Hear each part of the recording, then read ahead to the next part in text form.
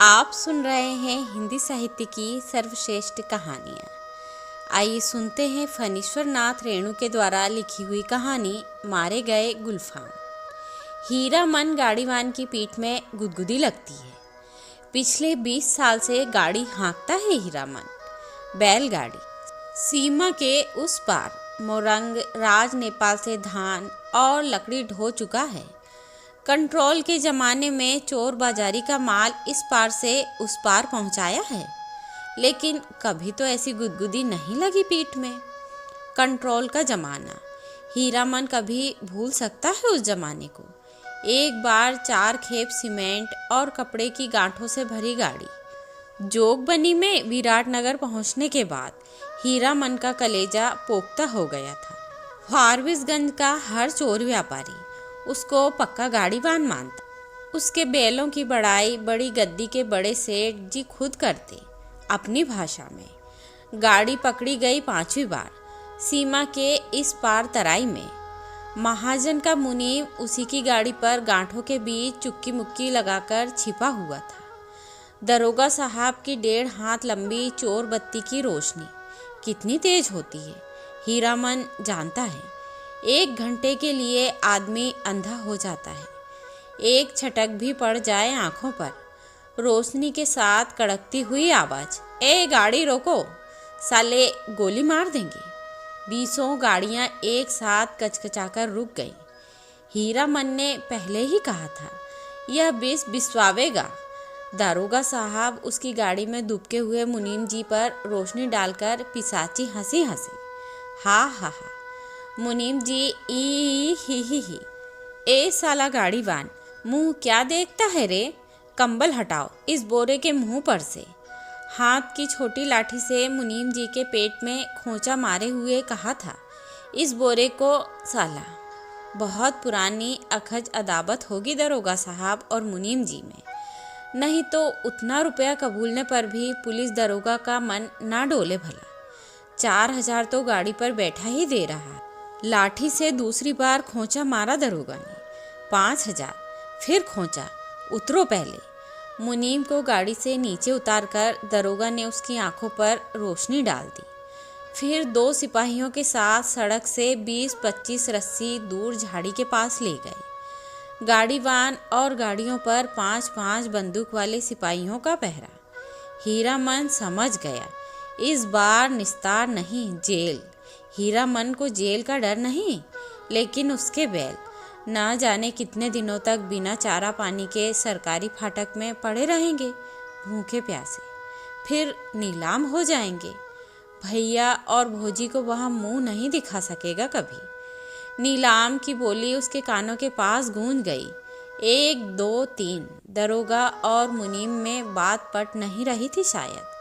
हीरामन की गाड़ी के पास तैनात सिपाही ने अपनी भाषा में दूसरे सिपाही से धीमी आवाज में पूछा, काहो मामला गोल होखी का?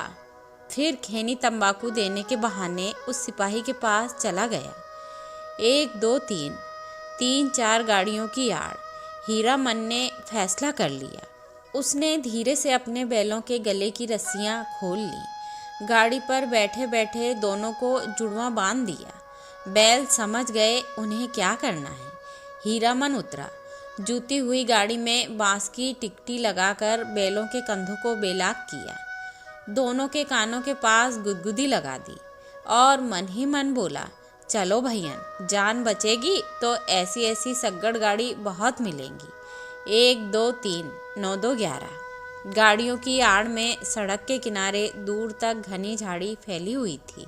दम साध कर तीनों प्राणियों ने झाड़ी को पार किया, बेखटक बेआहट। फिर 1 ले 2 ले दुलकी चाल। दोनों बैल सीना तानकर फिर तराई के घने जंगलों में घुस गए। राह सूंघते नदी नाला पार करते हुए भागे पूंछ उठाकर। पीछे पीछे हीरामन। रात भर भागते रहे थे तीनों जन। घर पहुंचकर 2 दिन तक बेसुध पड़ा रहा हीरामन। होश में आते ही उसने कान पकड़कर कसम खाई थी, अब कभी ऐसी चीज़ों की लदनी नहीं ला देंगे। चोर बाजारी का माल, तौबा तौबा। पता नहीं मुनीम जी का क्या हुआ, भगवान जाने उसकी सग्गड़ गाड़ी का क्या हुआ। असली इस्पात लोहे की धुरी थी। दोनों पहिए तो नहीं, एक पहिया एकदम नया था। गाड़ी में रंगीन डोरियों के फुन्ने बड़े जतन से गूंथे गए थे। 2 कस्में खाई हैं उसने, एक चोर बाजारी का माल नहीं ला देंगे, दूसरी बांस। अपने हर भाड़ेदार से वह पहले ही पूछ लेता है, चोरी चमारी वाली चीज़ तो नहीं है। और बांस लादने के लिए 50 रुपए भी दे कोई। हीरामन की गाड़ी नहीं मिलेगी, दूसरे की गाड़ी देखे। बांस लदी हुई गाड़ी से 4 हाथ आगे बांस का अगुआ निकला रहता है और पीछे की ओर 4 हाथ पिछुआ। काबू के बाहर रहती है गाड़ी हमेशा। सो बेकाबू वाली लदनी और खरैया शहर वाली बात। तिस पर बांस का अगुआ पकड़कर चलने वाला भाड़ेदार का महाभकुआ नौकर लड़की स्कूल की ओर देखने लगा। बस मोड़ पर घोड़ा गाड़ी से टक्कर हो गई। जब तक हीरामन बेलों की रस्सी खींचे तब तक घोड़ा गाड़ी की छतरी बांस के अगुआ में फंस गई। घोड़ा गाड़ी वाले ने तड़ातड़ चाबुक मारते हुए गाली दी थी। बांस की लदनी ही नहीं, हीरामन ने खरैया शहर की लदनी भी छोड़ दी। और जब फारबिसगंज से मोरंग का भाड़ा ढोना शुरू किया तो गाड़ी ही पार। कई वर्षों तक हीरामन ने बैलों को आधीदारी पर जोता। आधा भाड़ा गाड़ी वाले का और आधा बैल वाले का। हिस्स गाड़ी वानी करो मुफ्त। आधीदारी की कमाई से बैलों के ही पेट नहीं भरते। पिछले साल ही उसने अपनी गाड़ी बनवाई है। देवी मैया भला करे उस सर्कस कंपनी के बाग का। पिछले साल इसी मेले में बाग गाड़ी को ढोने वाले दोनों घोड़े मर गए। चंपानगर से फारबिसगंज मेला आने के समय सर्कस कंपनी के मैनेजर ने गाड़ीवान पट्टी में ऐलान करके कहा, 100 रुपया भाड़ा मिलेगा। 1-2 गाड़ीवान राजी हुए, लेकिन उनके बैल बाग गाड़ी से 10 हाथ दूर ही डर से डिकरने लगे, बाँ रस्सी तुड़ाकर भागे। हीरामन ने अपने बैलों की पीठ सहलाते हुए कहा, देखो भैया, ऐसा मौका फिर हाथ ना आएगा। यही है मौका अपनी गाड़ी बनवाने का, नहीं तो फिर आधेदारी। अरे पिंजड़े में बंद बाघ का क्या डर। मोरंग की तराई में दहाड़ते हुए बाघों को देख चुके हो, फिर पीठ पर मैं तो हूँ। गाड़ी वालों के दल में तालियां पटपटा उठी थी एक साथ। सभी की लाज रख ली हीरामन के बैलों ने। हुमक कर आगे बढ़ गए और बाग गाड़ी में जुट गए, एक एक करके। सिर्फ दाहिने बैल ने जुटने के बाद ढेर सा पेशाब किया। हीरामन ने 2 दिन तक नाक से कपड़े की पट्टी नहीं खोली थी। बड़ी गद्दी के बड़े सेठ जी की तरह नक बंधन लगाए बिना बघाइन गंध बर्दाश्त नहीं कर सकता कोई। बाग गाड़ी की गाड़ीवानी की है हीरामन ने। कभी ऐसी गुदगुदी नहीं लगी पीठ में। आज रह रहकर उसकी गाड़ी में चंपा का फूल महक उठता है। पीठ में गुदगुदी लगने पर वह अंगोछे से पीठ झाड़ लेता है। हीरामन को लगता है 2 वर्ष से चंपानगर मेले की भगवती मैया उस पर प्रसन्न है। पिछले साल बाग गाड़ी जुट गई। नकद 100 रुपये भाड़े के अलावा बुतात, चाय, बिस्कुट और रास्ते भर बंदर भालू और जोकर का तमाशा देखा सो फोकट में। और इस बार यह जनानी सवारी औरत है, यह चंपा का फूल। जब से गाड़ी मैं महक रही है। कच्ची सड़क के एक छोटे से खड्ड में गाड़ी का दाहिना पहिया बेमौके हिचकोला खा गया। हीरामन की गाड़ी से एक हल्की सी सिसकी आवाज आई। हीरामन ने दाहिने बैल को दुआली से पीटते हुए कहा, साला क्या समझता है, बोरे की लदनी है क्या? आहा, मारो मत। अनदेखी औरत की आवाज़ ने हीरामन को अचरज में डाल दिया। बच्चों की बोली जैसी महीन, फेनू गिलासी बोली। मथुरा मोहन नौटंकी कंपनी में लैला बनने वाली हीराबाई का नाम किसने नहीं सुना होगा भला। लेकिन हीरामन की बात निराली है। उसने 7 साल तक लगातार मेलों की लदनी लादी। कभी नौटंकी, थिएटर या बायोस्कोप सिनेमा नहीं देखा। लैला या हीराबाई का नाम भी उसने नहीं सुना कभी। देखने की क्या बात। सो मेला टूटने के 15 दिन पहले आधी रात की बेला में काली ओढ़नी में लिपटी औरत को देखकर उसके मन में खटका अवश्य लगा था।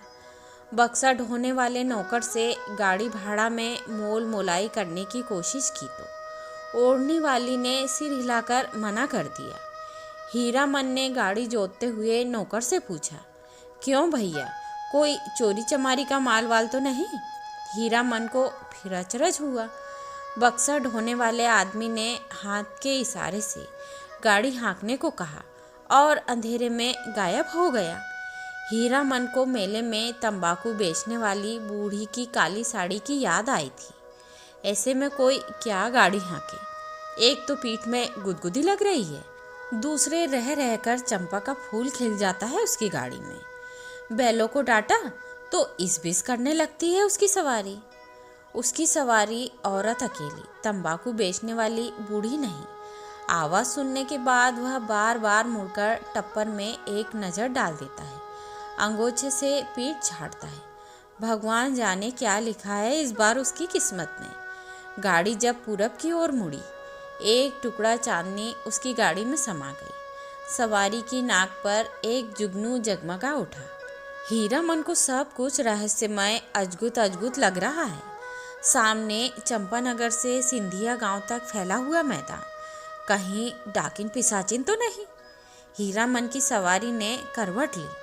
चांदनी पूरे मुखड़े पर पड़ी तो हीरामन चीखते चीखते रुक गए। अरे बाप, ये तो परी है। परी की आंखें खुल गईं। हीरामन ने सामने सड़क की ओर मुंह कर लिया और बैलों को टिटकारी दी। वह जीप को तालू से सटाकर टीटीटी आवाज़ निकालता है। हीरामन की जीभ न जाने कब से सूखकर लकड़ी जैसी हो गई थी। भैया, तुम्हारा नाम क्या है? हूबहू फेनू गिलास। हीरामन के रोम रोम बज उठे, मुंह से बोली नहीं निकली। उसके दोनों बैल भी कान खड़े करके इस बोली को परखते हैं। मेरा नाम मेरा है हीरामन। उसकी सवारी मुस्कुराती है, मुस्कुराहट में खुशबू है। तब तो मीता कहूँगी, भैया नहीं, मेरा नाम भी हीरा है। इस हीरामन को प्रतीत नहीं, मर्द और औरत के नाम में फ़र्क होता है। हाँ जी, मेरा नाम भी हीराबाई है। कहाँ हीरामन और कहाँ हीराबाई, बहुत फ़र्क है। हीरामन ने अपने बैलों को झिड़की दी। कान चुनिया कर गप सुनने से ही 30 कोस मंजिल कटेगी क्या? इस बाएं नाटे के पेट में शैतानी भरी है। हीरामन ने बाएं बैल को दुआली की हल्की झड़प दी। मारो मत, धीरे धीरे चलने दो, जल्दी क्या है? हीरामन के सामने सवाल उपस्थित हुआ। वह क्या कहकर गप करे हीराबाई से? तो है कहे या अहाँ? उसकी भाषा में बड़ों को अहाँ अर्थात आप कहकर संबोधित किया जाता है। कचराही बोली में 2-4 सवाल जवाब चल सकता है। दिल खोल गप तो गांव की बोली में ही की जा सकती है किसी से। आसिन कार्तिक के भोर में छा जाने वाले कुहासे से हीरामन को पुरानी चिढ़ है। बहुत बार वह सड़क भूलकर भटक चुका है, किंतु आज के भोर के इस घने कुहासे में भी वह मगन है। नदी के किनारे धान खेतों से फूले हुए धान के पौधों की पवनिया गंध आती है। पर्व पावन के दिन गांव में ऐसी ही सुगंध फैली रहती है। उसकी गाड़ी में फिर चंपा का फूल खिला। उस फूल में एक परी बैठी है। जय भगवती। हीरामन ने आँख की कनखियों से देखा। उसकी सवारी मीता। हीराबाई की आंखें गुजुर गुजुर उसको हेर रही हैं। हीरामन के मन में कोई अजानी रागनी बज उठी। सारी देह सिरसिरा रही है। बोला, बैल को मारते हैं तो आपको बहुत बुरा लगता है। हीराबाई ने परख लिया। हीरामन सचमुच हीरा है। 40 साल का हट्टा कट्टा काला कलूटा देहाती नौजवान अपनी गाड़ी और अपने बैलों के सिवाय दुनिया की किसी और बात में विशेष दिलचस्पी नहीं लेता। घर में बड़ा भाई है, खेती करता है, बाल बच्चे वाला आदमी है। हीरामन भाई से बढ़कर भाभी की इज्जत करता है, भाभी से डरता भी है। हीरामन की भी शादी हुई थी। बचपन में ही गौने के पहले ही दुल्हन मर गई। हीरामन को अपनी दुल्हन का चेहरा याद नहीं। दूसरी शादी ना करने के अनेक कारण हैं। भाभी की जिद, कुमारी लड़की से ही हीरामन की शादी करवाएगी। कुमारी का मतलब हुआ 5-7 साल की लड़की। कौन मानता है सरदा कानून? कोई लड़की वाला 2 ब्याहों को अपनी लड़की गरज में पड़ने पर ही दे सकता है। भाभी उसकी 3 सत्य करके बैठी हैं, सो बैठी हैं। भाभी के आगे भैया की भी नहीं चलती। अब हीरामन ने तय कर लिया है शादी नहीं करेगा। कौन बलाए मोल लेने जाए? ब्याह करके फिर गाड़ी वानी क्या करेगा कोई, और सब कुछ छूट जाए। गाड़ी वानी नहीं छोड़ सकता हीरामन। हीराबाई ने हीरामन के जैसा निश्चल आदमी बहुत कम देखा है। पूछा, आपका घर कौन जिला में पड़ता है? कानपुर। नाम सुनते ही जो उसकी हंसी छूटी तो बैल भड़क उठे। हीरामन हंसते समय सिर नीचा कर लेता है। हंसी बंद होने पर उसने कहा, वाह रे कानपुर, तब तो नागपुर भी होगा। और जब हीराबाई ने कहा कि नागपुर भी है तो वह हंसते हंसते दूरा हो गया। वाह रे दुनिया, क्या क्या नाम होता है।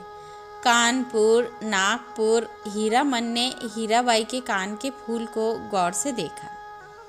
नक की नक छवि के नक देखकर सिहर उठा। लहू की बूंद। हीरामन ने हीराबाई का नाम नहीं सुना कभी। नौटंकी कंपनी की औरत को वह बाईजी नहीं समझता है। कंपनी में काम करने वाली औरतों को वह देख चुका है।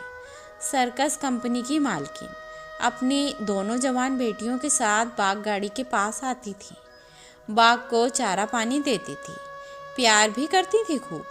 हीरामन के बेलों को भी डबल रोटी बिस्कुट खिलाया था बड़ी बेटी ने। हीरामन होशियार है। कुहासा छटते ही अपनी चादर से टप्पर में पर्दा कर दिया। बस 2 घंटा, उसके बाद रास्ता चलना मुश्किल है। कार्तिक की सुबह की धूल आप बर्दाश्त न कर सकिएगा। कजरी नदी के किनारे तेगछिया के पास गाड़ी लगा देंगे। दोपहरिया काटकर सामने से आती हुई गाड़ी को दूर से ही देखकर वह सतर्क हो गया।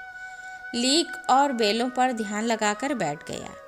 राह काटते हुए गाड़ीवान ने पूछा, मेला टूट रहा है क्या भाई? हीरामन ने जवाब दिया, वह मेले की बात नहीं जानता। उसकी गाड़ी पर विदागी मतलब नेहार या ससुराल जाती हुई लड़की है। ना जाने किस गांव का नाम बता दिया हीरामन ने। छत्तापुर पचीरा कहाँ है? कहीं हो, यह लेकर आप क्या करिएगा? हीरामन अपनी चतुराई पर हंसा। पर्दा डाल देने पर भी पीठ में गुदगुदी लगती है। हीरामन पर्दे के छेद से देखता है। हीराबाई एक दिया सलाई की डिब्बी के बराबर आईने में अपने दांत देख रही है। मदनपुर मेले में एक बार बैलों को नन्ही चित्ती कोड़ियों की माला खरीद दी थी। हीरामन ने छोटी छोटी नन्ही नन्ही कोड़ियों की बात। तेगछिया के तीनों पेड़ दूर से ही दिखलाई पड़ते हैं। हीरामन ने पर्दे को जरा सरकाते हुए कहा, देखिए यही है तेगछिया। 2 पेड़ जटामासी बड़ हैं और एक उस फूल का क्या नाम है? आपके कुर्ते पर जैसा फूल छपा हुआ है वैसा ही, खूब महकता है। 2 कोस दूर तक गंध जाती है। उस फूल को खमीरा तंबाकू में डालकर पीते भी हैं लोग। और उस अमराई की आड़ से कई मकान दिखाई पड़ते हैं। वहाँ कोई गांव है या मंदिर? हीरामन में बीड़ी सुलगाने के पहले पूछा, बीड़ी पिए? आपको गंध तो नहीं लगेगी। वही है नाम लगा ड्योढ़ी। जिस राजा के मेले से हम लोग आ रहे हैं उसी का दियाद गोतिया है, जारे जमाना। हीरामन ने जारे जमाना कहकर बात को चाशनी में डाल दिया। हीराबाई ने टप्पर के पर्दे को तिरछे खोंच दिया। हीराबाई की दंत पंक्ति, कौन जमाना? ठुड्डी पर हाथ रखकर साग्रह बोली, नाम लगा ड्योढ़ी का जमाना। क्या था और क्या से क्या हो गया? हीरामन गप रसानी का भेद जानता है। हीराबाई बोली, तुमने देखा था वह जमाना? देखा नहीं, सुना है। राज कैसे गया? बड़ी हैफ वाली कहानी है। सुनते हैं घर में देवता ने जन्म ले लिया है। कहिए भला, देवता आखिर देवता है या नहीं? इंद्रासन छोड़कर मृत्यु भवन में जन्म ले ले तो उसका तेज कैसे संभाल सकता है कोई? सूरजमुखी फूल की तरह माथे के पास तेज खिला रहता, लेकिन नज़र का फेर किसी ने नहीं पहचाना। एक बार उपलेन में लाट साहब मैं लाटनी की हवा गाड़ी से आए थे। लाट ने भी नहीं पहचाना आखिर लाटनी ने।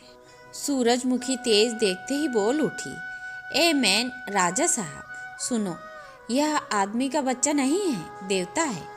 हीरामन ने लाटनी की बोली की नकल उतारते समय खूब डेम फेट लेट किया। हीराबाई दिल खोलकर हंसी। हंसते समय उसकी सारी देह दुलकती है। हीराबाई ने अपनी ओढ़नी ठीक कर ली। तब हीरामन को लगा कि तब उसके बाद क्या हुआ मीता। इस कथा सुनने का बड़ा शौक है आपको, लेकिन काला आदमी राजा क्या महाराजा भी हो जाए, रहेगा काला आदमी ही। साहब के जैसे अक्ल कहाँ से पाइएगा। हंसकर बात उड़ा दी सभी ने। तब रानी को बार बार सपना देने लगा देवता, सेवा नहीं कर सकते तो जाने दो, नहीं रहेंगे तुम्हारे यहाँ। इसके बाद देवता का खेल शुरू हुआ। सबसे पहले दोनों दंतार हाथी मरे, फिर घोड़ा, फिर पटपटांग। पटपटांग क्या है? हीरामन का मन पल पल में बदल रहा है। मन में सतरंगा छाता धीरे धीरे खिल रहा है। उसको लगता है उसकी गाड़ी पर देवकुल की औरत सवार है। देवता आखिर देवता है। पटपटांग धन दौलत माल मवेशी सब साफ। देवता इंद्रासन चला गया। हीराबाई ने ओझल होते हुए मंदिर के कंगूरे की ओर देखकर लंबी सांस ली। लेकिन देवता ने जाते जाते कहा, इस राज में कभी एक छोड़कर दो बेटा नहीं होगा। धन हम अपने साथ ले जा रहे हैं, गुण छोड़ जाते हैं। देवता के साथ सभी देव देवी चले गए, सिर्फ सरस्वती मैया रह गई। उसी का मंदिर है। देसी घोड़े पर पाट के बोझ लादे हुए बनियों को आते देखकर हीरामन ने टप्पर के पर्दे को गिरा दिया। बैलों को ललकार कर विदेशिया नाच का वंदना गीत गाने लगा। जी मैया सरस्वती अर्जी करत बानी, हमरा पर होकू सहाय है मैया, हमरा पर होकू सहाय। घोड़ लद्दे बनियों से हीरामन ने उछलकर पूछा, क्या भाव पटुआ खरीदते हैं महाजन?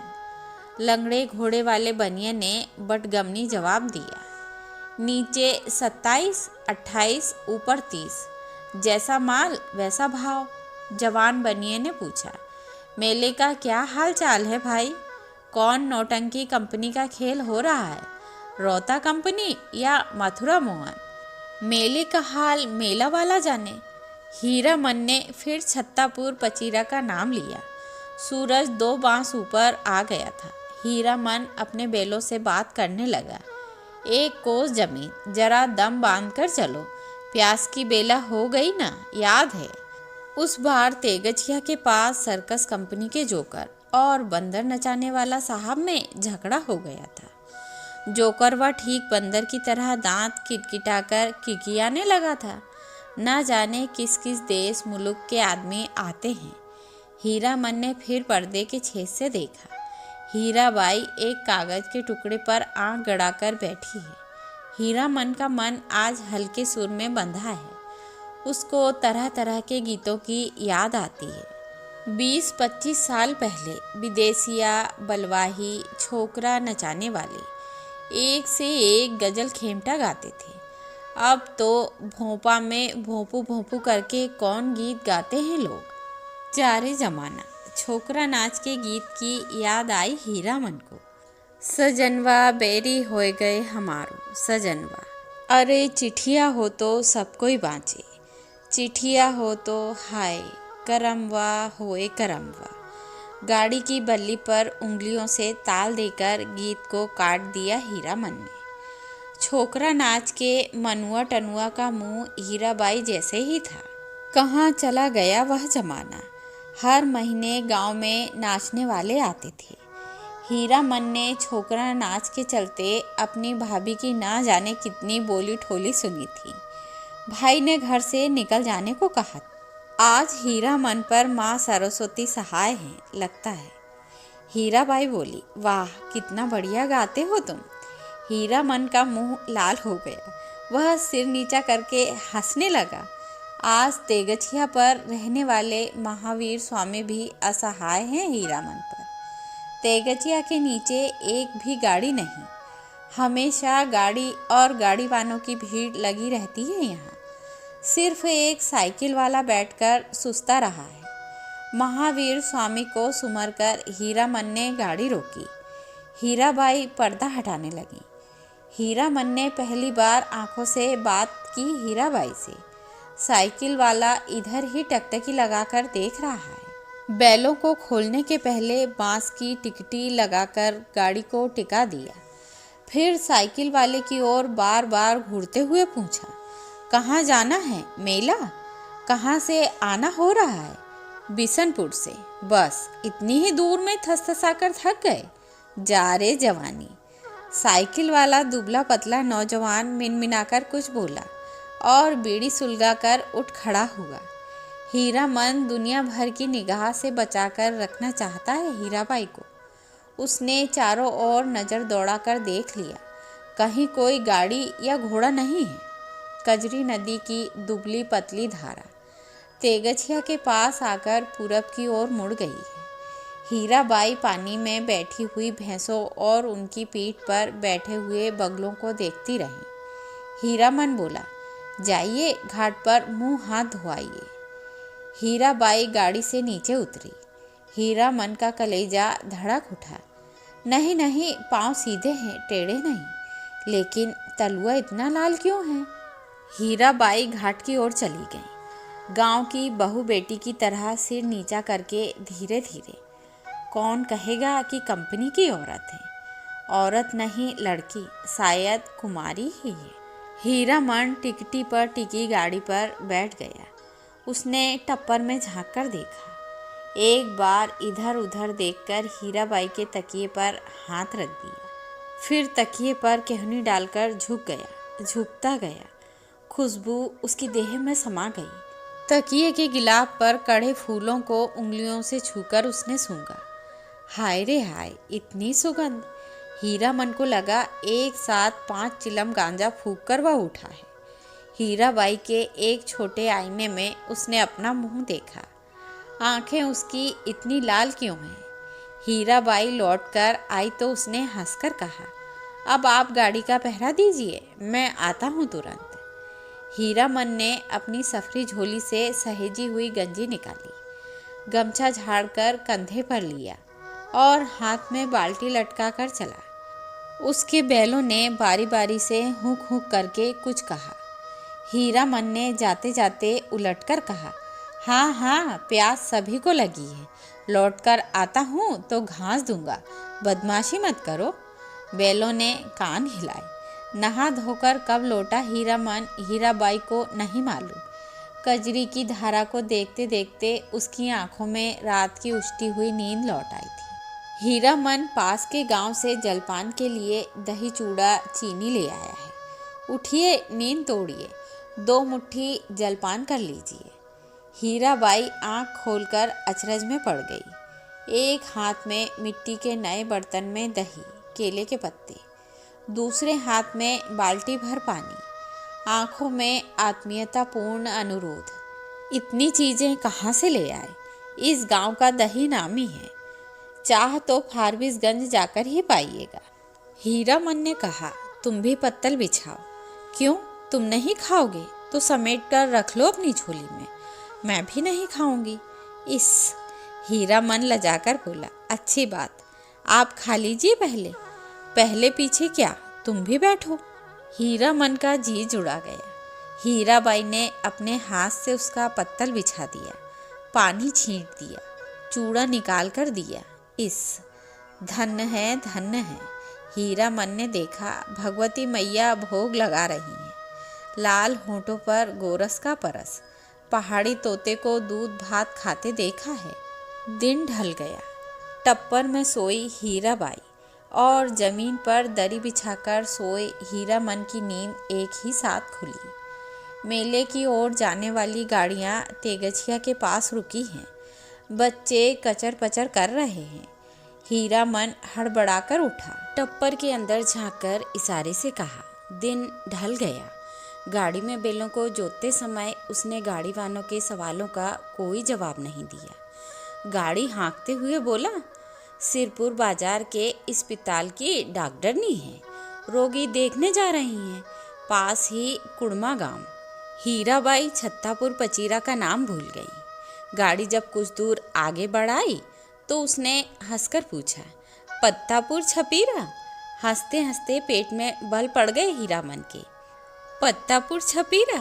हाँ हाँ, वे लोग छत्तापुर पचीरा के ही गाड़ीवान थे, उनसे कैसे कहता। हीराबाई मुस्कुराती हुई गांव की ओर देखने लगी। सड़क तेगछिया गांव के बीच से ही निकलती है। गांव के बच्चों ने पर्दे वाली गाड़ी देखी और तालियां बजा बजाकर रटी हुई पंक्तियां दोहराने लगे। लाली लाली डोलिया में लाली रे दुल्हनिया पान खाए। हीरामन हंसा। दुल्हनिया लाली लाली डोलिया, दुल्हनिया पान खाती है, दूल्हा की पगड़ी में मुंह पोंछती है। ओ दुल्हनिया, तेगछिया गांव के बच्चों को याद रखना, लौटती बेर गुड़ का लड्डू लेती आइयो।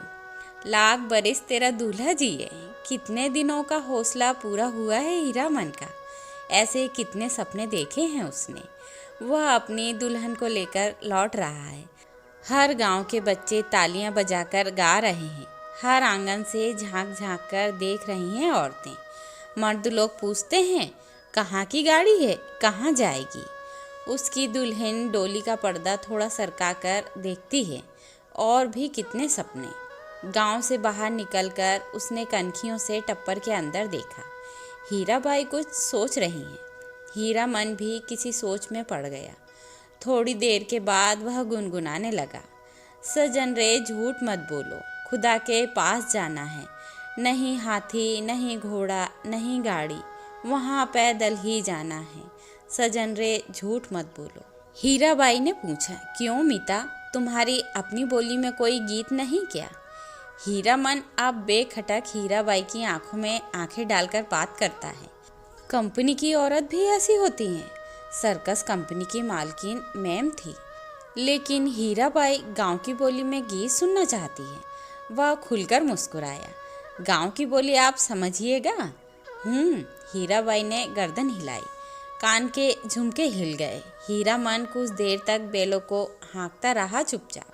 फिर बोला, गीत जरूर ही सुनिएगा, नहीं मानिएगा? इश, इतना शौक गांव का गीत सुनने का है आपको? तब लीक छोड़नी होगी। चालू रास्ते में कैसे गीत गा सकता है कोई? हीरामन ने बाएं बैल की रस्सी खींचकर दाहिने को लीक से बाहर किया और बोला, हरिपुर होकर नहीं जाएंगे तब? चालू लीक को काटते देखकर हीरामन की गाड़ी के पीछे वाले गाड़ीवान ने चिल्लाकर पूछा, काहे हो गाड़ीवान, लीक छोड़कर बैलिक कहाँ उधर? हीरामन ने हवा में दुआली घुमाते हुए जवाब दिया, कहाँ है बैली की, वह सड़क नननपुर तो नहीं जाएगी। फिर अपने आप बड़बड़ाया, इस मुल्क के लोगों की यही आदत बुरी है, राह चलते 100 जिरह करेंगे। अरे भाई, तुमको जाना है जाओ, देहाती भुच्च सब। नननपुर की सड़क पर गाड़ी लाकर हीरामन ने बैलों की रस्सी ढीली कर दी। बैलों ने दुल की चाल छोड़कर कदम चाल पकड़ी। हीराबाई ने देखा, सचमुच नननपुर की सड़क बड़ी सूनी है। हीरामन उसकी आंखों की बोली समझता है। घबराने की बात नहीं है, यह सड़क भी फारबिसगंज जाएगी। राह घाट के लोग बहुत अच्छे हैं, एक घड़ी रात तक हम लोग पहुंच जाएंगे। हीराबाई को फारबिसगंज पहुंचने की जल्दी नहीं है। हीरामन पर उसको इतना भरोसा हो गया कि डर भय की कोई बात नहीं उठती है मन में। हीरामन ने पहले जी भर मुस्कुरा लिया। कौन गीत गाए वह? हीराबाई को गीत और कथा दोनों का शौक है। इस महुआ घटवारिन, वह बोला, अच्छा, जब आपको इतना शौक है तो सुनिए महुआ घटवारिन का गीत। इसमें गीत भी है, कथा भी है। कितने दिनों के बाद भगवती ने यह हौसला भी पूरा कर दिया। जय भगवती। आज हीरामन अपने मन को खलास कर लेगा। वह हीराबाई की थमी हुई मुस्कुराहट को देखता रहा। सुनिए, आज भी परमार नदी में महुआ घटवारिन के कई पुराने घाट हैं। इसी मुलुक की थी महुआ, थी तो घटवारिन, लेकिन 100 सतवंती में एक थी। उसका बाप दारू ताड़ी पीकर दिन रात बेहोश पड़ा रहता। उसकी सौतेली माँ साक्षात राक्षसनी, बहुत बड़ी नज़र चालक। रात में गांजा, दारू, अफीम चुराकर बेचने वालों से लेकर तरह तरह के लोगों से उसकी जान पहचान थी। सबसे घुट्टा भर हेल मेल।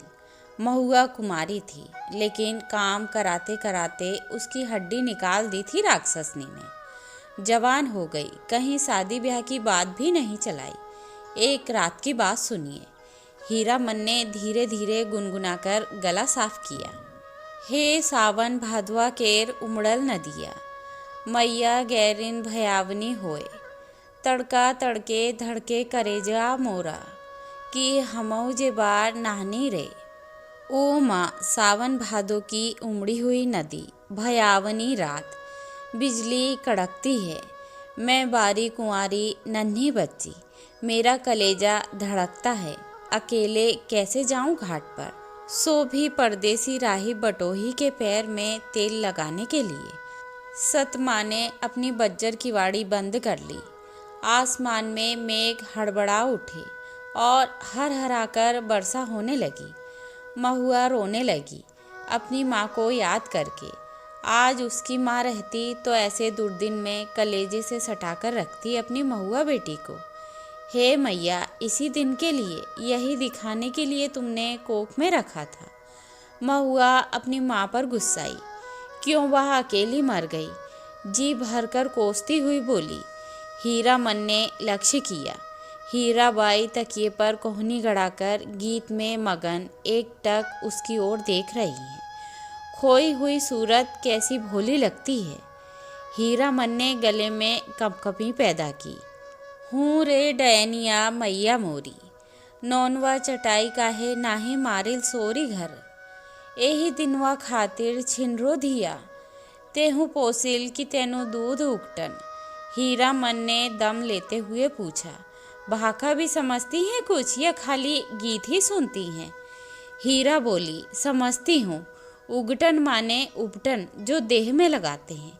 हीरामन ने विस्मित होकर कहा, इस सो रोने धोने से क्या होए। सौदागर ने पूरा दाम चुका दिया था महुआ का। बाल पकड़कर घसीटता हुआ नाव पर चढ़ा और माझी को हुक्म दिया, नाव खोलो। पाल बांधी।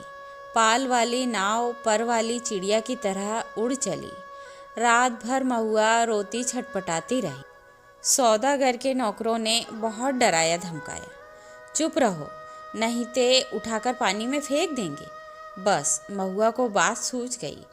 भोर का तारा मेघ की आड़ से जरा बाहर आया, फिर छिप गया। इधर महुआ भी छपाक से कूद पड़ी पानी में। सौदागर का एक नौकर महुआ को देखते ही मोहित हो गया था। महुआ की पीठ पर वह भी कूदा। उल्टी धारा में तैरना खेल नहीं, सो भी भरी भादों की नदी में। महुआ असल घटवारिन की बेटी थी। मछली भी भला थकती है पानी में। सफरी मछली जैसी फरफराती, पानी चीरती भागी चली जा रही है और उसके पीछे सौदागर का नौकर पुकार पुकार कर कहता है, महुआ जरा थमो, तुमको पकड़ने नहीं आ रहा, तुम्हारा साथी हूँ, जिंदगी भर साथ रहेंगे हम लोग। लेकिन हीरामन का बहुत प्रिय गीत है यह। महुआ घटवारिन गाते समय उसके सामने सावन भादों की नदी उमड़ने लगी। अमावस्या की रात और घने बादलों में रह रह कर बिजली चमक उठती है। उसी चमक में लहरों से लड़ती हुई बारी कुमारी महुआ की झलक उसे मिल जाती है। सफरी मछली की चाल और तेज हो जाती है। उसको लगता है वह खुद सौदागर का नौकर है। महुआ कोई बात नहीं सुनती, प्रतीत करती नहीं, उलट कर देखती भी नहीं और वह थक गया है तैरते तैरते। इस बार लगता है महुआ ने अपने को पकड़ दिया, खुद ही पकड़ में आ गई है। उसने महुआ को छू लिया है, पा लिया है। उसकी थकान दूर हो गई है। 15-20 साल तक उमड़ी हुई नदी की उल्टी धारा में तैरते हुए उसके मन को किनारा मिल गया है। आनंद के आंसू कोई भी रोक नहीं मानते। उसने हीराबाई से अपनी गीली आंखें चुराने की कोशिश की, किंतु हीरा तो उसके मन में बैठी न जाने कब से सब कुछ देख रही थी। हीरा मन ने अपनी कांपती हुई बोली को काबू में लाकर बैलों को झिड़की दी। इस गीत में ना जाने क्या है कि सुनते ही दोनों थसथसा जाते हैं। लगता है 100 मन बोझ लाद दिया किसी ने। हीराबाई लंबी सांस लेती है। हीरा मन के अंग अंग में उमंग समा जाती है। तुम तो उस्ताद हो मीता। इस आश्विन कार्तिक का सूरज 2 दिन रहते ही कुम्हला जाता है। सूरज डूबने से पहले ही नननपुर पहुंचना है। हीरा मन अपने बैलों को समझा रहा है। कदम खोलकर और कलेजा बांधकर चलो। नननपुर तक वह अपने बैलों को ललकारता रहा। हर ललकार के पहले वह अपने बैलों को बीती हुई बातों की याद दिलाता। याद नहीं, चौधरी की बेटी की बारात में कितनी गाड़ियां थी, सबको कैसे मात किया था। हाँ, वह कदम निकालो। ले ले। नननपुर से फारबिसगंज 3 कोस, 2 घंटे और। नननपुर के हाट पर आजकल चाय भी बिकने लगी है। हीरा मन अपने लोटे में चाय भरकर ले आया। कंपनी की औरत जानता है वह, सारा दिन घड़ी घड़ी भर में चाय पीती रहती हैं। चाय है या जान। हीरा हंसते हंसते लोटपोट हो रही है। अरे, तुमसे किसने कह दिया कि कुंवारे आदमी को चाय नहीं पीनी चाहिए। हीरा मन लजा गया। क्या बोले वह, लाज की बात। लेकिन वह भोग चुका है एक बार। सर्कस कंपनी की मेम के हाथ की चाय पीकर उसने देख लिया है। बड़ी गरम तासीर। पीजिए गुरुजी। हीरा हंसी। इस नननपुर हाट पर ही दिया बाती जल चुकी थी। हीरा मन ने अपनी सफरी लालटेन जलाकर पिछुआ में लटका दिया। आजकल शहर से 5 कोस दूर के गांव वाले भी अपने को शहरू समझने लगे हैं। बिना रोशनी की गाड़ी को पकड़कर चालान कर देते हैं। 12 बखेड़ा। आप मुझे गुरुजी मत कहिए, तुम मेरे उस्ताद हो। हमारे शास्त्र में लिखा हुआ है कि एक अक्षर सिखाने वाला भी गुरु और एक राग सिखाने वाला भी उस्ताद। इस शास्त्र पुराण भी जानती हैं। मैंने क्या सिखाया है? मैं क्या? हीरा हंसकर गुनगुनाने लगी। हीरा मन अचरज के मारे गूंगा हो गया। इस इतना तेज जहन, हूबहू महुआ घटवारिन। गाड़ी सीताधार की एक सूखी धारा की उतराई पर गड़गड़ाकर नीचे की ओर उतरी। हीराबाई ने हीरा मन का कंधा धर लिया एक हाथ से। बहुत देर तक हीरा मन के कंधे पर उसकी उंगलियां पड़ी रहीं। हीरा मन ने नज़र फिराकर कंधे पर केंद्रित करने की कोशिश की कई बार। गाड़ी चढ़ाई पर पहुंची तो हीरा की ढीली उंगलियां फिर तन गई। सामने फारबिसगंज शहर की रोशनी झिलमिला रही है। शहर से कुछ दूर हटकर मेले की रोशनी, टप्पर में लटके लालटेन की रोशनी में छाया नाचती है आसपास। डबडबाई आंखों से हर रोशनी सूरजमुखी फूल की तरह दिखाई पड़ती। फारबिसगंज तो हीरा मन का घर द्वार है। ना जाने कितनी बार वह फारबिसगंज आया है। मेले की लदनी लादी है किसी औरत के साथ। हाँ, एक बार उसकी भाभी जिस साल आई थी गौने में, इसी तरह तिरपाल से गाड़ी को चारों ओर से घेरकर बासा बनाया गया था। हीरा मन अपनी गाड़ी को तिरपाल से घेर रहा है। गाड़ी वान पट्टी में। सुबह होते ही रीता नौटंकी कंपनी के मैनेजर से बात करके भर्ती हो जाएगी हीराबाई। परसों मेला खुल रहा है। इस बार मेले में पाल चट्टी खूब जमी है। बस एक रात, आज रात भर हीरा मन की गाड़ी में रहेगी वह। हीरा मन की गाड़ी में नहीं, घर में। कहाँ की गाड़ी है? कौन हीरा मन? किस मेले से, किस चीज़ की लदनी है? गांव समाज के गाड़ीवान एक दूसरे को खोजकर आसपास गाड़ी लगाकर बासा डालते हैं। अपने गांव के लाल मोहर, धुन्नी राम और पलटदास वगैरह गाड़ीवानों के दल को देखकर हीरा मन अचकचा गया। उधर पलटदास टप्पर में झांककर भड़का, मानो बाघ पर नजर पड़ गई। हीरा मन ने इशारे से सभी को चुप किया, फिर गाड़ी की ओर कनखी मारकर फुसफुसाया, कंपनी की औरत है, नौटंकी कंपनी की। कंपनी की? एक नहीं, अब 4 हीरामन। चारों ने अचरज से एक दूसरे को देखा। कंपनी नाम में कितना असर है। हीरामन ने लक्ष्य किया, तीनों एक साथ सटक दम हो गए। लाल मोहर ने जरा दूर हटकर बतियाने की इच्छा प्रकट की, इशारे से ही। हीरामन ने टप्पर की ओर मुंह करके कहा, होटल तो नहीं खुला होगा कोई? हलवाई के यहाँ से पक्की ले आवें। हीरामन, जरा इधर सुनो, मैं कुछ नहीं खाऊंगी अभी, लो तुम खाओ। क्या है? पैसा? इस पैसा देकर हीरामन ने कभी फारबिसगंज में कच्ची पक्की नहीं खाई। उसके गांव के इतने गाड़ीवान हैं, किस दिन के लिए? वह छू नहीं सकता पैसा। उसने हीराबाई से कहा, बेकार, मेला बाजार में हुज्जत मत कीजिए, पैसा रखिए। मौका पाकर लाल मोहर भी टप्पर के करीब आ गया। उसने सलाम करते हुए कहा, 4 आदमी के भात में 2 आदमी खुशी से खा सकते हैं। बासा पर भात चढ़ा हुआ है। हैं, हम लोग एक ही गांव के हैं। गांव ग्रामीण के रहते होटल और हलवाई के यहाँ खाइएगा हीरामन। हीरामन ने लाल मोहर का हाथ टीप दिया। वैसी भचर भचर मत बको। गाड़ी से 4 रस्सी दूर जाते जाते धुन्नी राम ने अपने कुलबुलाते हुए दिल की बात खोल दी। तुम भी खूब हो हीरामन। उस साल कंपनी का बाग, इस बार कंपनी की जनानी। हीरामन ने दबी आवाज में कहा, भाई रे, या हम लोगों के मुल्क की जनाना नहीं कि लटपट बोली सुनकर भी चुप रह जाए। एक तो पश्चिम की औरत, तिस पर कंपनी की। धुन्नी राम ने अपनी शंका प्रकट की।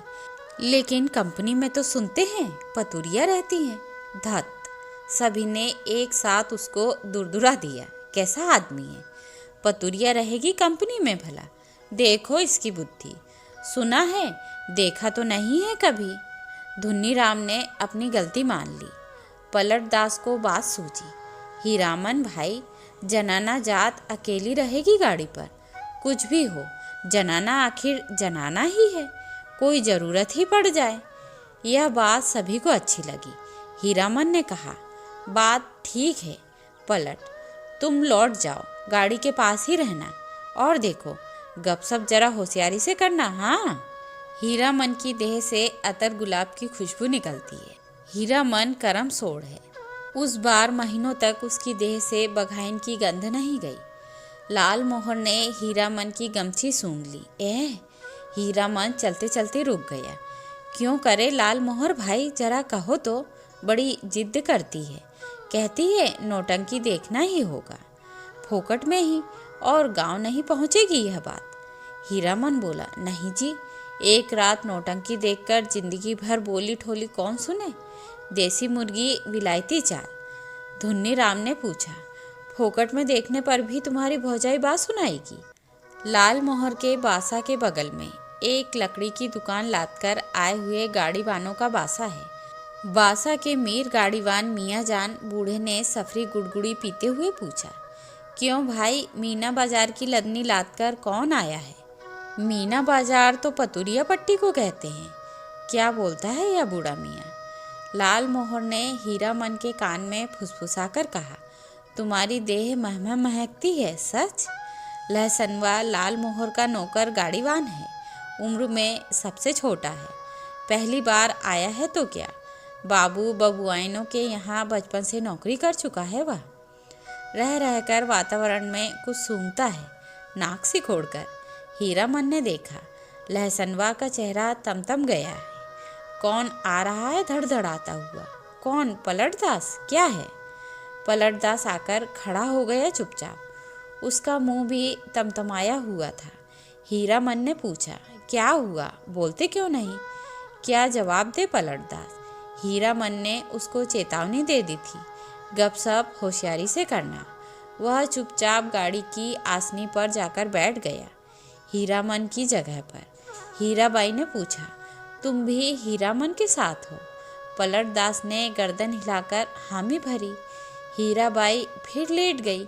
चेहरा मोहरा और बोलीबानी देख सुनकर पलटदास का कलेजा कांपने लगा। न जाने क्यों। हाँ, रामलीला में सिया सुकुमारी इसी तरह थकी लेटी हुई थी। जय सियावर रामचंद्र की जय। पलट दास के मन में जय जयकार होने लगा। वह दास वैष्णव के कीर्तनिया है।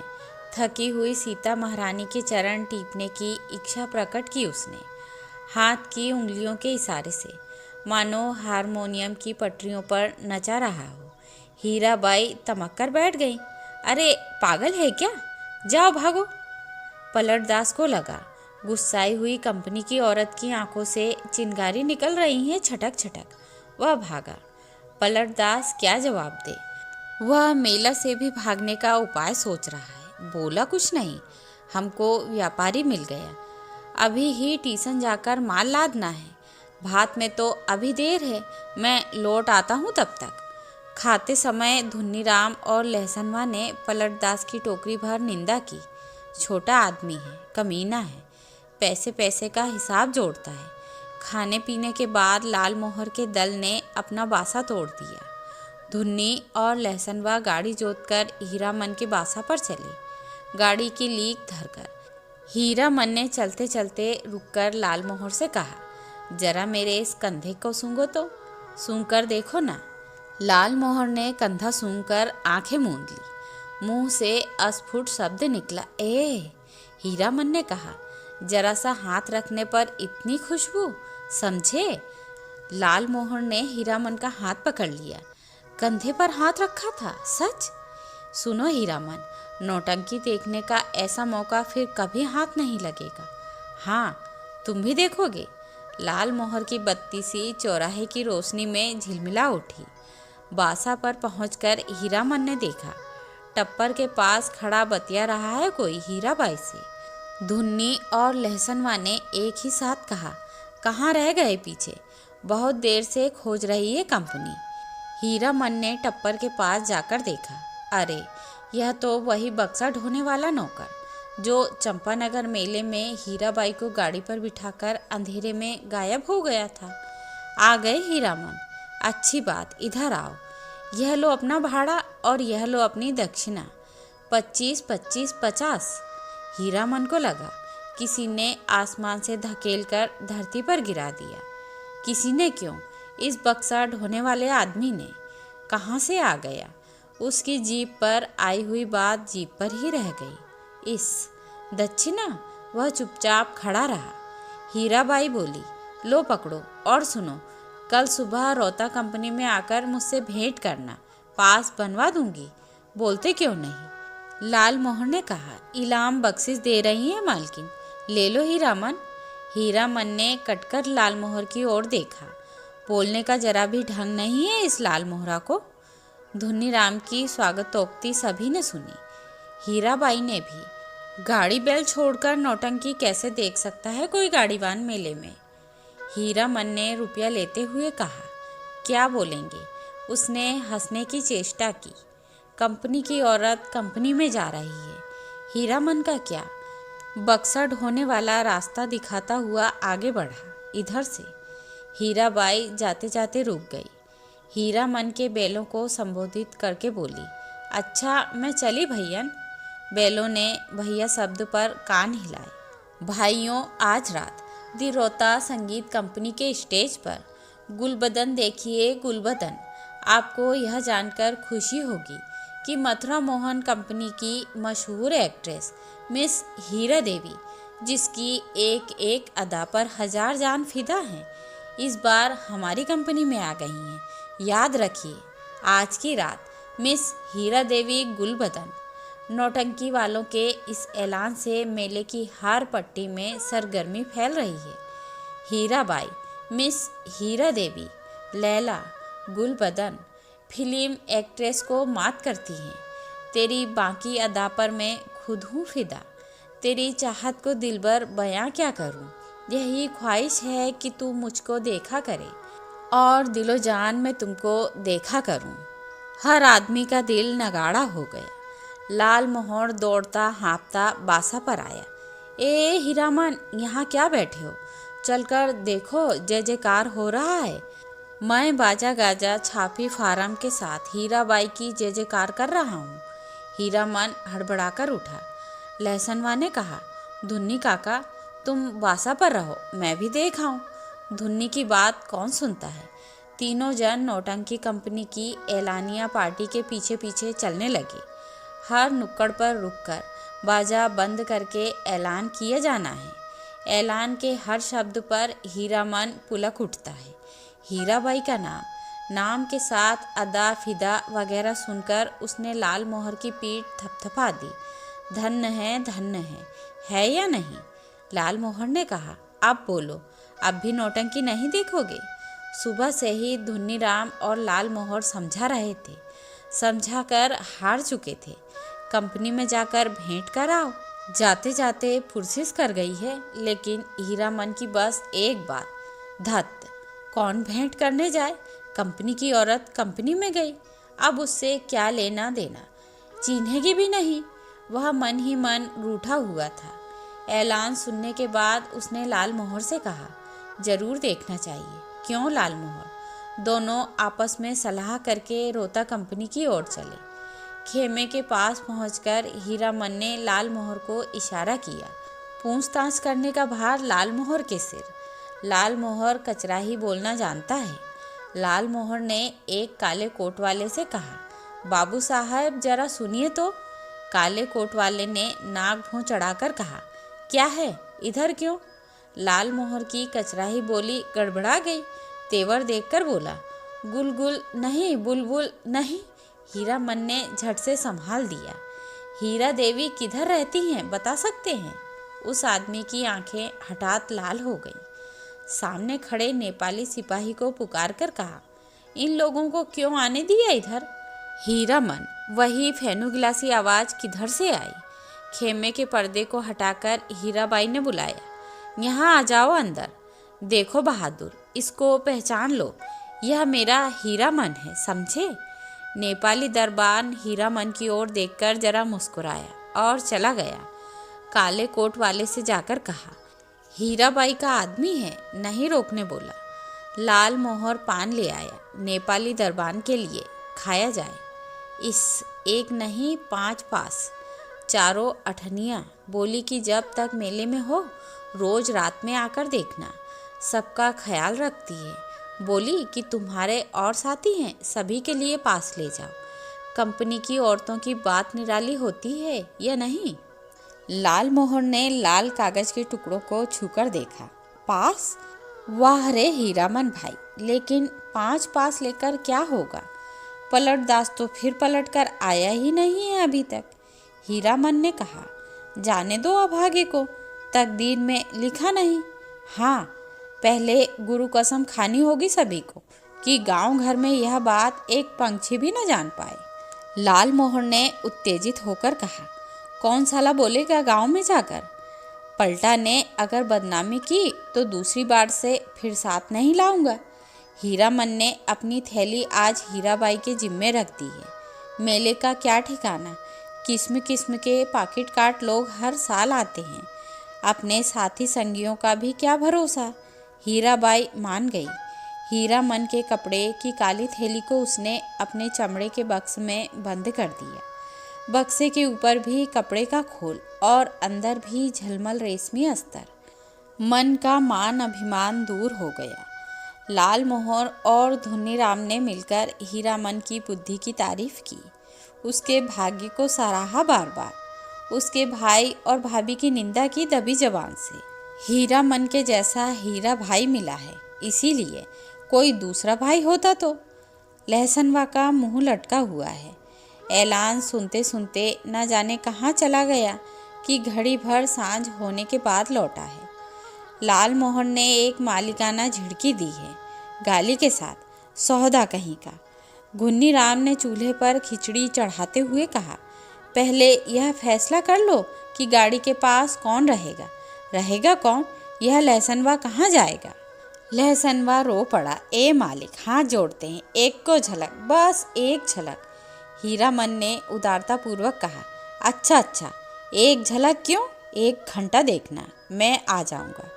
नौटंकी शुरू होने के 2 घंटे पहले ही नगाड़ा बजना शुरू हो जाता है और नगाड़ा शुरू होते ही लोग पतंगों की तरह टूटने लगते हैं। टिकट घर के पास भीड़ देखकर हीरामन को बड़ी हंसी आई। लाल मोहर, उधर देख कैसी धक्का मुक्की कर रहे हैं लोग। हीरामन भाई, कौन? पलटदास? कहाँ की लदनी आए? लाल मोहर ने पराए गांव के आदमी की तरह पूछा। पलटदास ने हाथ मलते हुए माफ़ी मांगी। कसूरवार हैं, जो सज़ा दो तुम लोग सब मंजूर है, लेकिन सच्ची बात कहें कि सीएस सुकुमारी। हीरामन के मन का पूरा इन नगाड़े के ताल पर विकसित हो चुका है। बोला, देखो पलटा, यह मत समझना कि गांव घर की जनाना है। देखो, तुम्हारे लिए भी पास दिया है, पास ले लो, अपना तमाशा देखो। लाल मोहर ने कहा, लेकिन एक शर्त पर पास मिलेगा, बीच बीच में लहसनवा को भी। पलटदास को कुछ बताने की जरूरत नहीं, वह लहसनवा से बातचीत कराया है अभी। लाल मोहर ने दूसरी शर्त सामने रखी, गांव में अगर यह बात मालूम हुई किसी तरह, राम राम। दास से जीप को काटते हुए कहा पलटदास ने। पलटदास ने बताया, अठनिया फाटक किधर है। फाटक पर खड़े दरबान ने हाथ से पास लेकर उनके चेहरे को बारी बारी से देखा। बोला, यह तो पास है, कहाँ से मिला? अब लाल मोहर की कचराही बोली सुने कोई। उसके तेवर देखकर दरबान घबरा गया। मिलेगा कहाँ से? अपनी कंपनी से पूछ लीजिए जाकर। 4 ही नहीं, देखिए एक और है। जेब से 5वां पास निकाल कर दिखाया लाल मोहर ने। 1 रुपया वाले फाटक पर नेपाली दरबान खड़ा था। हीरामन ने पुकार कर कहा, ए सिपाही दाजू, सुबह को ही पहचानवा दिया और अभी भूल गए। नेपाली दरबान बोला, हीराबाई का आदमी है सब, जाने दो, पास है तो फिर काहे को रोकता है। 8वां दर्जा। तीनों ने कपड़ घर को अंदर से पहली बार देखा। सामने कुर्सी बेंच वाले दर्जे हैं। पर्दे पर रामबन गवन की तस्वीर है। पलटदास पहचान गया। उसने हाथ जोड़कर नमस्कार किया। पर्दे पर अंकित राम सिया सुकुमारी और लखनलला को। जय हो जय हो। पलटदास की आंखें भर आईं। हीरामन ने कहा, लाल मोहर, छापी सभी खड़े हैं या चल रहे हैं? लाल मोहर अपने बगल में बैठे दर्शकों से जान पहचान कर चुका है। उसने कहा, खेला अभी पर्दा के भीतर है, अभी जमनिका दे रहा है लोग जमाने के लिए। पलटदास ढोलक बजाना जानता है, इसलिए नगाड़े के ताल पर गर्दन हिलाता है और दिया सलाई पर ताल काटता है। बीड़ी आदान प्रदान करके हीरामन ने भी एक आध जान पहचान कर ली। लाल मोहर के परिचित आदमी ने चादर से देह ढकते हुए कहा, नाच शुरू होने में अभी देर है, तब तक एक नींद ले लें। सब दर्जा से अच्छा 8वां दर्जा, सबसे पीछे सबसे ऊंची जगह पर है। जमीन पर गरम पुआल है। कुर्सी बेंच पर बैठकर इस सर्दी के मौसम में तमाशा देखने वाले अभी घुस घुस कर उठेंगे, चाह पिएंगे। उस आदमी ने अपने संगी से कहा, खेला शुरू होने पर जगा देना। नहीं नहीं, खेला शुरू होने पर नहीं, हिरिया जब स्टेज पर उतरे हमको जगा देना। हीरामन के कलेजे में जरा आँच लगी। हिरिया? बड़ा लपटिया आदमी मालूम पड़ता है। उसने लाल मोहर को आँख के इशारे से कहा, इस आदमी से बतियाने की जरूरत नहीं। घन घन घन धड़ाम, पर्दा उठ गया। हे, हीराबाई शुरू में ही उतर गई स्टेज पर। कपड़ घर खचम खच भर गया है। हीरामन का मुंह अचरज में खुल गया। लाल मोहर को ना जाने क्यों ऐसी हंसी आ रही है। हीराबाई के गीत हर पद पर वह हंसता है बेवजह।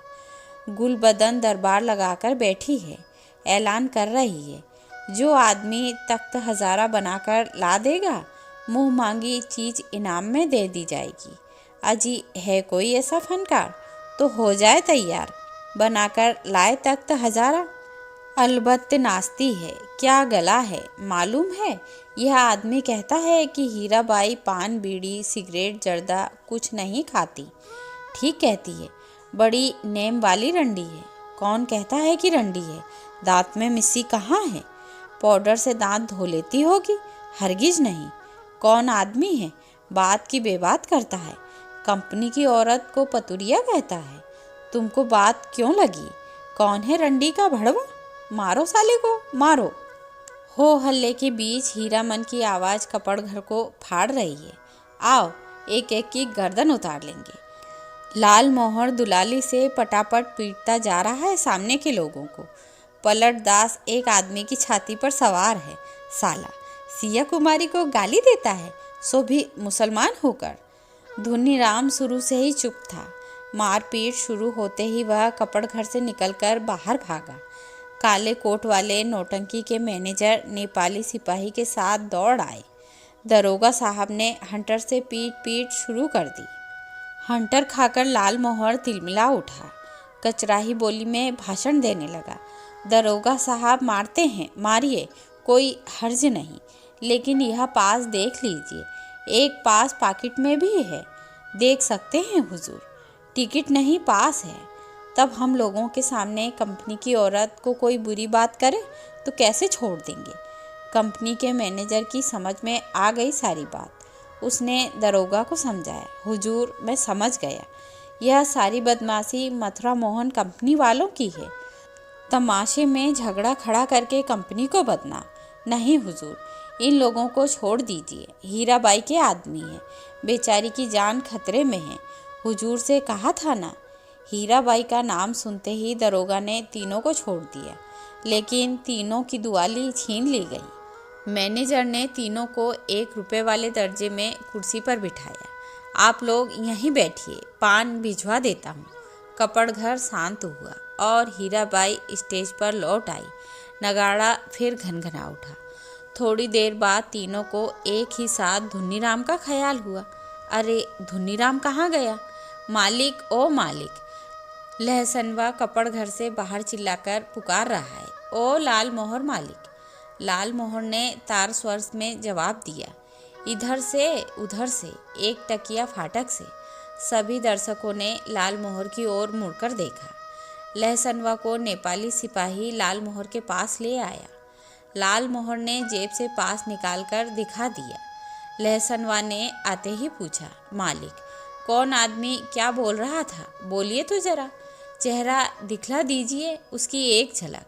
लोगों ने लहसनवा की चौड़ी और सपाट छाती देखी। जाड़े के मौसम में भी खाली देह, चेले चाटी के साथ हैं ये लोग। लाल मोहर ने लहसनवा को शांत किया। तीनों चारों से मत पूछे कोई, नौटंकी में क्या देखा, किस्सा कैसे याद रहे। हीरामन को लगता था हीराबाई शुरू से ही उसी की ओर टकटकी लगाकर देख रही है, गा रही है, नाच रही है। लाल मोहर को लगता था हीराबाई उसी की ओर देखती है।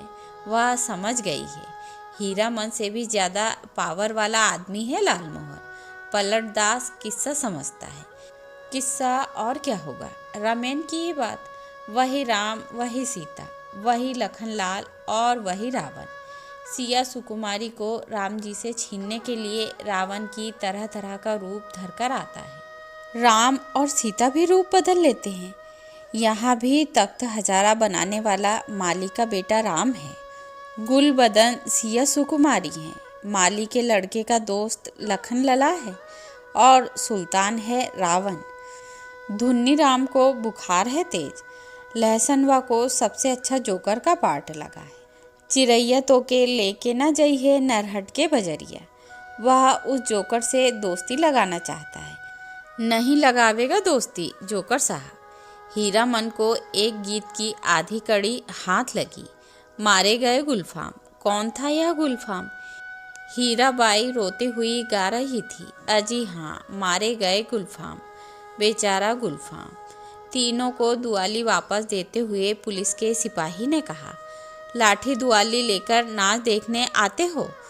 दूसरे दिन मेले भर में यह बात फैल गई। मथुरा मोहन कंपनी से भागकर आई है हीराबाई, इसलिए इस बार मथुरा मोहन कंपनी नहीं आई है, उसके गुंडे आए हैं। हीराबाई भी कम नहीं, बड़ी खिलाड़ औरत है। 13 देहाती लठेत पाल रही है। वाह मेरी जान भी कहे तो कोई, मजाल है। 10 दिन 10 रात दिन भर भाड़ा ढोता रहा हीरामन। शाम होते ही नौटंकी का नगाड़ा बजने लगता। नगाड़े की आवाज़ सुनते ही हीराबाई की पुकार कानों के पास मंडराने लगती। भैया, मीता, हीरामन, उस्ताद, गुरुजी, हमेशा कोई न कोई बाजा उसके मन के कोने में बजता रहता दिन भर। कभी हारमोनियम, कभी नगाड़ा, कभी ढोलक और कभी हीराबाई की पैजनी। उन्हीं साजों की गत पर हीरामन उठता बैठता, चलता फिरता। नौटंकी कंपनी के मैनेजर से लेकर पर्दा खींचने वाले तक उसको पहचानते हैं, हीराबाई का आदमी है। पलट दास हर रात नौटंकी शुरू होने के समय श्रद्धापूर्वक स्टेज को नमस्कार करता, हाथ जोड़कर। लाल मोहर एक दिन अपनी कचराही बोली सुनाने गया था हीराबाई को। हीराबाई ने पहचाना ही नहीं। तब से उसका दिल छोटा हो गया है। उसका नौकर लहसनवा उसके हाथ से निकल गया है। नौटंकी कंपनी में भर्ती हो गया है। जोकर से उसकी दोस्ती हो गई है। दिन भर पानी भरता है, कपड़े धोता है। कहता है गांव में क्या है जो जाएंगी। लाल मोहर उदास रहता है। धुन्नीराम घर चला गया है बीमार होकर। हीरामन आज सुबह से 3 बार लदनी लादकर स्टेशन आ चुका है। आज न जाने क्यों उसको अपनी भौजाई की याद आ रही है। धुन्नीराम ने कुछ कह तो नहीं दिया है। बुखार की झोंक में यहीं कितना अटर पटर बक रहा था। गुलबदन तख्त हजारा लहसनवा मौज में है। दिन भर हीराबाई को देखता होगा। कल कह रहा था, हीरामन मालिक, तुम्हारे अकबाल से खूब मौज में हूँ। हीराबाई की साड़ी धोने के बाद कठौते का पानी अत्तर गुलाब हो जाता है। उसमें अपनी गमछी डुबोकर छोड़ देता हूँ। लो सूंघोगे? हर रात किसी न किसी मुंह से सुनता है वह, हीराबाई रंडी है। कितने लोगों से लड़े वह। बिना देखे ही लोग कैसे कोई बात बोलते हैं। राजा को भी लोग पीठ पीछे गाली देते हैं। आज वह हीराबाई से मिलकर कहेगा। नौटंकी कंपनी में रहने से बहुत बदनाम करते हैं लोग। सर्कस कंपनी में क्यों नहीं काम करती, सबके सामने नाचती है। हीरामन का कलेजा दब दब जलता रहता है उस समय। सर्कस कंपनी में बाघ को उसके पास जाने की हिम्मत कौन करेगा। सुरक्षित रहेगी हीराबाई। किधर की गाड़ी आ रही है? हीरामन, ए हीरामन भाई। लाल मोहर की बोली सुनकर हीरामन ने गर्दन मोड़कर देखा। क्या लाद कर लाया है लाल मोहर? तुमको ढूंढ रही है हीराबाई, स्टीमर पर जा रही है। एक ही सांस में सुना गया। लाल मोहर की गाड़ी पर ही आई है मेले से। जा रही है? कहाँ? हीराबाई रेलगाड़ी से जा रही है। हीरामन ने गाड़ी खोल दी। माल गोदाम के चौकीदार से कहा, भैया जरा गाड़ी बैल देखते रहिए, आ रहे हैं उस्ताद। जनाना मुसाफिर खाने के फाटक के पास हीराबाई ओढ़नी से हाथ मुंह ढककर खड़ी थी। थैली बढ़ाती हुई बोली, लो, हे भगवान, भेंट हो गई। चलो, मैं तो उम्मीद खो चुकी थी। तुमसे अब भेंट नहीं हो सकेगी। मैं जा रही हूँ गुरुजी। बक्सा ढोने वाला आदमी आज कोट पतलून पहनकर बाबू साहब बन गया। मालिकों की तरह कुलियों को हुक्म दे रहा है। जनाना दर्जा में चढ़ाना। अच्छा। हीरामन हाथ में थैली लेकर चुपचाप खड़ा रहा। कुर्ते के अंदर से थैली निकालकर दी है हीराबाई ने। चिड़िया की देह की तरह गर्म है थैली। गाड़ी आ रही है। बक्सा ढोने वाले ने मुंह बनाते हुए हीराबाई की ओर देखा। उसके चेहरे का भाव स्पष्ट है। इतना ज्यादा क्या है? हीराबाई चंचल हो गई, बोली, हीरामन इधर आओ अंदर। मैं फिर लौटकर जा रही हूँ मथुरा मोहन कंपनी में। अपने देश की कंपनी है। बनेली मेला आओगे ना? हीराबाई ने हीरामन के कंधे पर हाथ रखा, इस बार दाहिने कंधे पर। फिर अपनी थैली से रुपया निकालते हुए बोली, एक गरम चादर खरीद लेना। हीरामन की बोली फूटी। इतनी देर के बाद, इश, हरदम रुपया पैसा। रखिए रुपया, क्या करेंगे चादर। हीराबाई का हाथ रुक गया। उसने हीरामन के चेहरे को गौर से देखा। फिर बोली, तुम्हारा जी बहुत छोटा हो गया है, क्यों मीता? महुआ घटवारिन को सौदागर ने खरीद जो लिया है गुरुजी। गला भर आया हीराबाई का। बक्सा ढोने वाले ने बाहर से आवाज़ दी, गाड़ी आ गई। हीरामन कमरे से बाहर निकल आया। बक्सा ढोने वाले ने नौटंकी के जोकर जैसा मुंह बनाकर कहा, प्लेटफार्म से बाहर भागो, बिना टिकट के पकड़ेगा तो 3 महीने की हवा। हीरामन चुपचाप फाटक से बाहर जाकर खड़ा हो गया। स्टेशन की बात रेलवे का राज। नहीं तो इस बक्सा ढोने वाले का मुंह सीधा कर देता हीरामन। हीराबाई ठीक सामने वाली कोठरी में चढ़ी। इतना टान गाड़ी में बैठकर भी हीरामन की ओर देख रही है टुकुर टुकुर। लाल मोहर को देखकर जी जल उठता है। हमेशा पीछे पीछे हर दम हिस्सादारी सूझती है। गाड़ी ने सीटी दी। हीरामन को लगा उसके अंदर से कोई आवाज़ निकलकर सीटी के साथ ऊपर की ओर चली गई। छक छक गाड़ी हिली।